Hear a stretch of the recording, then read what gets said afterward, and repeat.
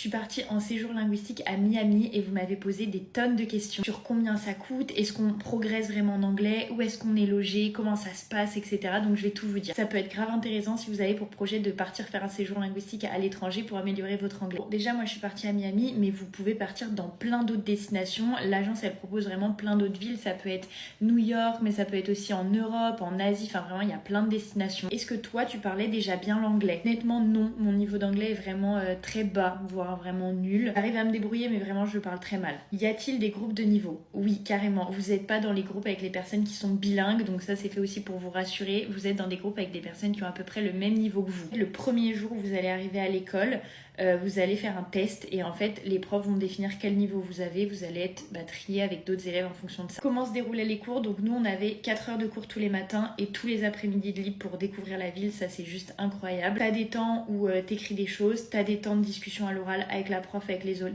élèves, t'as des fois des travaux en groupe. On va parler maintenant un peu de l'organisation du séjour. Tu dois prendre en charge les billets toi-même ou c'est l'organisme qui gère ça? Moi je suis partie avec Bilang, donc je vais vous dire concrètement ce qu'ils prennent en charge. Ils prennent en charge l'école, l'hébergement, donc que ce soit en famille d'accueil, soit en résidence, les activités proposées par l'école, le taxi pour aller de l'aéroport à votre logement, pareil au retour, le diplôme de fin d'études. Moi, ce que je kiffe trop, c'est que vraiment sur place, vous avez une assistance 24/24, 7 jours sur 7. Si vous avez un problème, vous pouvez les contacter, ils vont vous répondre. Vous pouvez vraiment partir à l'autre bout du monde, mais en fait, vous serez jamais seul parce qu'ils seront toujours là pour vous si vous avez un problème et ça, je trouve que c'est vraiment rassurant. On m'a demandé combien ça coûte. Ça dépend de la durée de ton séjour, en sachant que ça peut aller de 2 à 21 semaines. Donc le prix peut vraiment varier et bien sûr de la destination dans laquelle vous voulez partir. Si vous êtes intéressé, sur leur site, en fonction des destinations, vous pouvez voir approximativement le prix ou faire une demande carrément de devis. Des petites questions concernant Miami sur la ville en elle-même. Est-ce que la vie est chère à Miami? Extrêmement chère, ça coûte très cher, tout est cher, les restaurants, les activités. Est-ce que tu as trouvé la ville safe? Honnêtement oui, très safe. L'école est en plein centre de Miami, dans un des meilleurs quartiers, donc hyper safe. Dernier truc qu'on m'a demandé, j'aurais dû le dire avant mais bon tant pis,